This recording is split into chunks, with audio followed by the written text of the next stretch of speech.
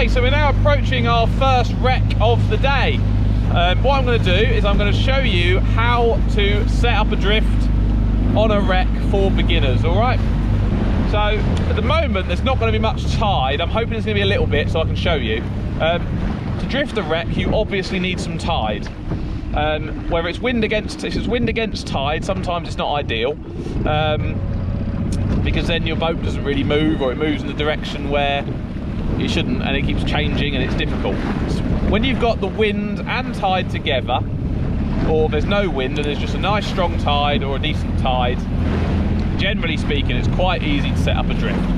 So I'm going to unclip you here and I'm going to show you what I can see. I've just got to take this off unfortunately, but I'm going at a slow speed to show you what I'm doing. So this is the wreck here.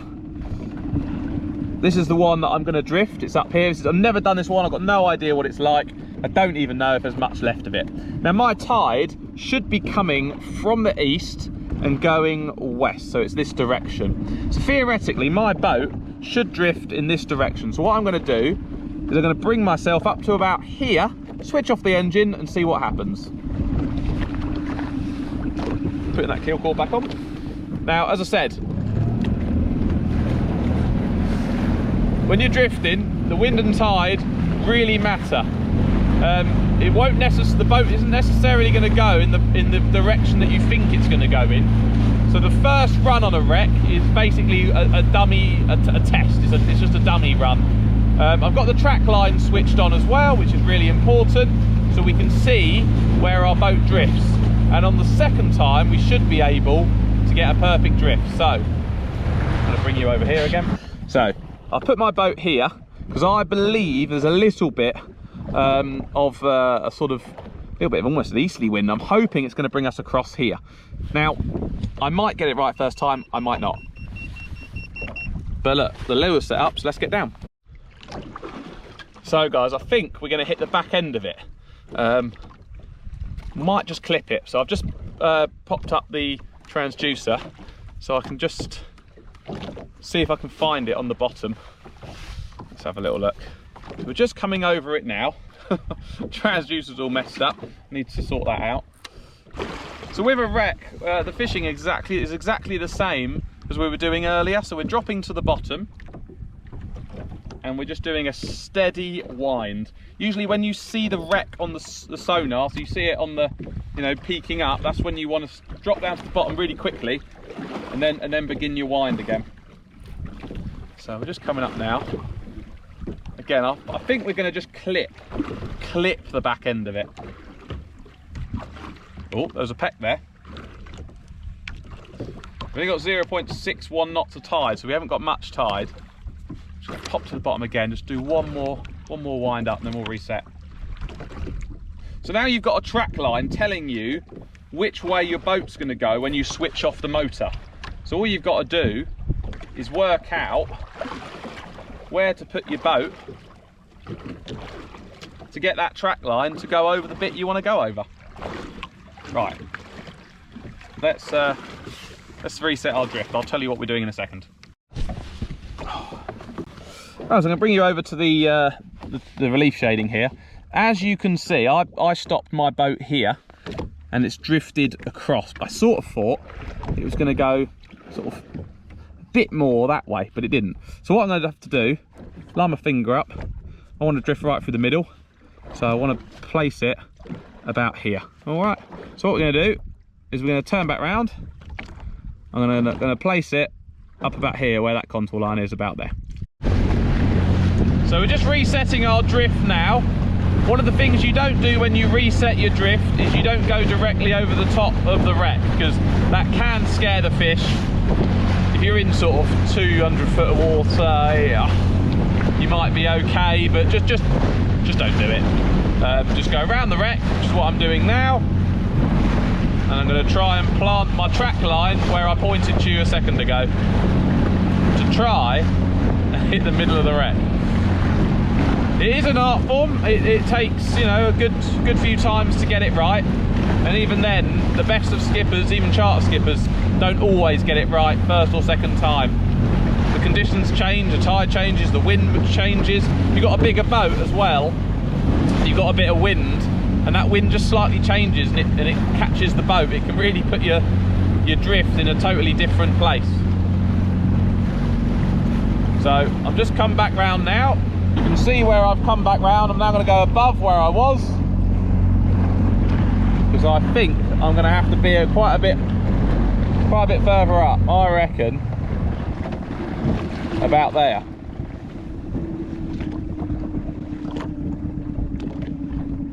It might be a bit far, but we'll see. So the reason why I've stopped my boat there is I'm hoping the boat's going to come across here like that. So it's going to go straight, and it's probably going to clip the bow, I would say, but we'll see. We'll work it. We'll see.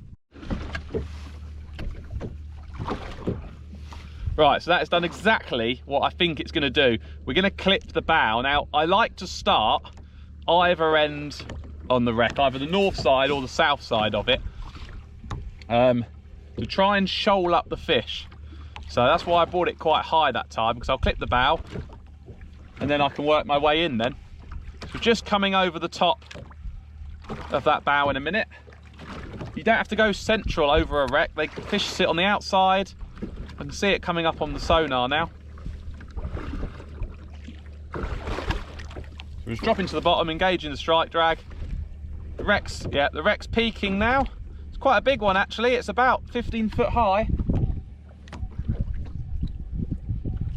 To say, this is a new wreck for me, guys. I've never fished this one before. I don't know what it's like.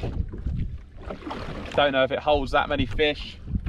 You know, it's quite an inshore wreck. You know, it's not an offshore one. Send it back to the bottom again. Get it up off the top for the first bit quickly.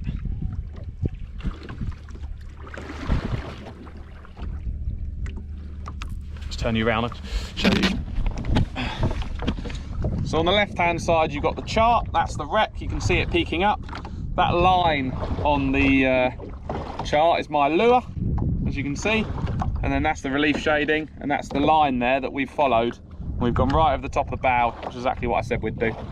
So hopefully now you know how to set up a drift on a wreck. Now I've got to try and show you how to catch a fish. Well, not show you how to catch a fish, I'm sure you know, but I've got to try and catch a fish just to show you how it works. As I say, the tide is slackening off, but we've still got at least half a knot, so it's not too bad. We'll go to the bottom once more, and then we'll reset our drift.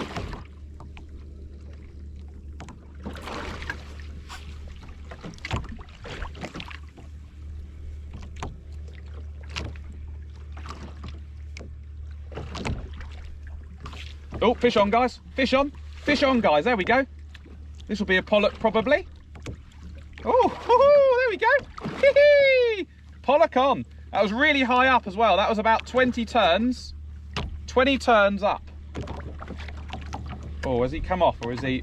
No, I think he's come up in... No, he's swimming up in the water. It might even be a bass. Let's have a look. Hoping it's not a bass, because I've already got my limit. Hopefully it'll be a nice big pollock. I think it's going to be a bass though, guys. I think it's going to be a bass. What have we got here? No, it's it's a big bass. Lovely. Hey. Oh, there we go. So, let's just spat the lure. There we go. That's a lovely wreck caught bass. I thought it was a bass because it fought me all the way. And that is the lure we were using, so perfect. Excellent. I can still see bass down there now, so let's quickly get back down there. Pollock and bass have very distinctive runs. A pollock is a real deep dive, hammer, hammer, hammer, and then it sort of gives up ghosts. With the bass, if they fight you all the way up, and you know it's nodding all the way up, generally speaking it's a bass, especially if they swim up as well. Because I said there, oh, I think I might have lost it, and all that was me, was the bass swimming up and me not winding fast enough. Guys, there's loads of bass on the sonar, so I'm just dropping down now. I am expecting one, to be honest. I am expecting one. There's loads of bass on the sonar.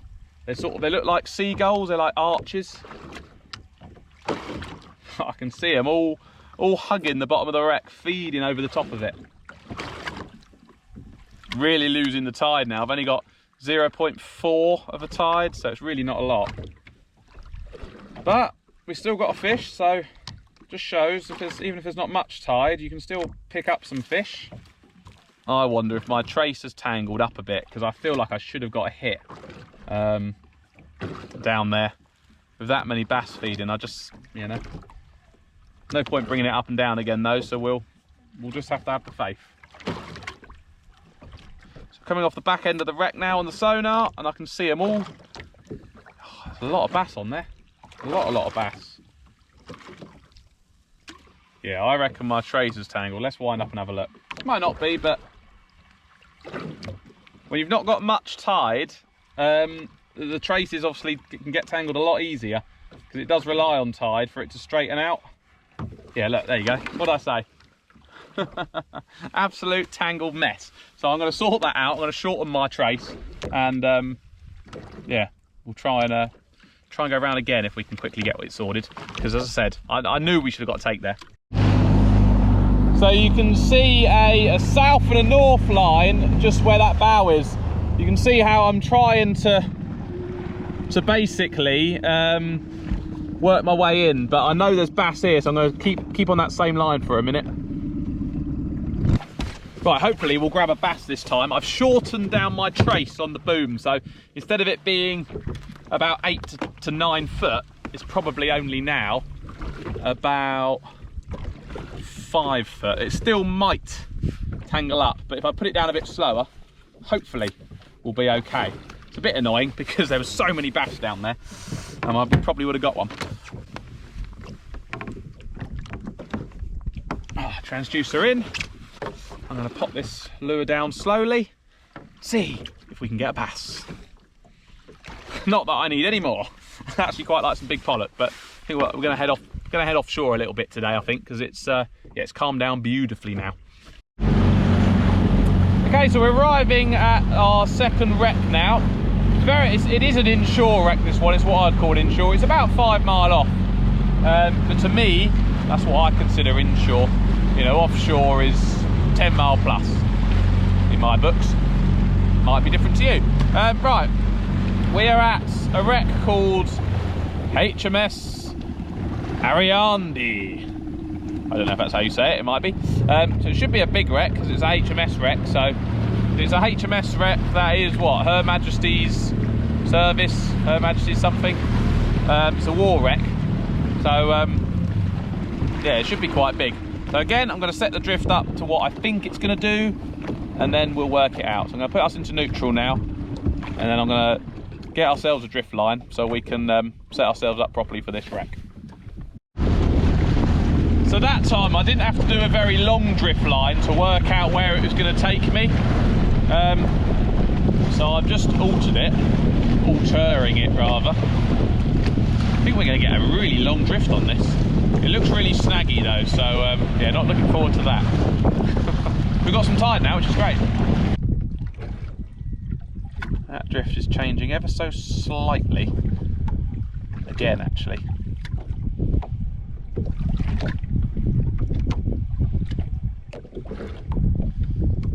It's trying to turn.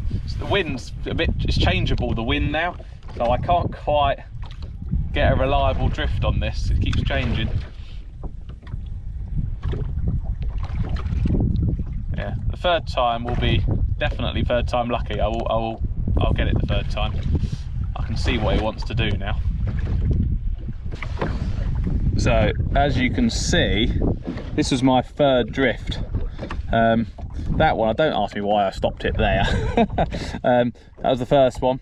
We're going pretty straight, and then I was going to come back around there, and I thought we were going to go more like that, but we didn't. So I've come all the way around here, and then it's brought us right over the wreck there. And we didn't get any taps or anything, but I'm going to go back round, stop about here. I'm going to go once more. There's one thing worth mentioning for setting adrift on a wreck on your sonar, for beginners this is, you can have how your map orientates. You can either have it course up, north up, or head up. I have it head up so that my map will orientate with where I'm facing. I find that so much easier. A lot of people have it north up and it's backwards, so yeah, it's really complicated. Personally, I have mine I have mine head up, makes it a lot easier, and the map will orientate with you, like Google Maps basically. So it's a lot more familiar to non-boaty people growing up, you know, as kids and whatever. You know, it's more like a traditional map.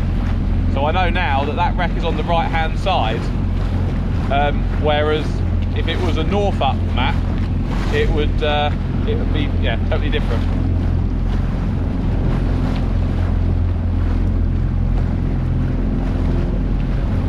So if it's a north up map, it would be like my boat would be facing that way, going along it instead of that way. If that makes sense. Probably doesn't. Anyway, but play around with how you have your map orientation, because it makes a big difference as to how easy or not easy you might find wrecking or setting up drifts on anything, a reef or a sandbar, whatever, it doesn't matter. But yeah, personally for me, I like my map to orientate with me, just how I like it. Yeah, big fish on, guys, big fish on. I think this is a pollock, it's just had a big dive. Just be wary, I'm on a 4-inch lure, so I've got to take this very carefully. Fish on, that was on the second drift, proper drift. Come on, be a nice pollock so we can take it home and get some more fish for our freezer. Yes, nice pollock. Nice pollock, not very well hooked. No, he come off. Ah, he really wasn't very well hooked, guys, sadly. Should have had a net there.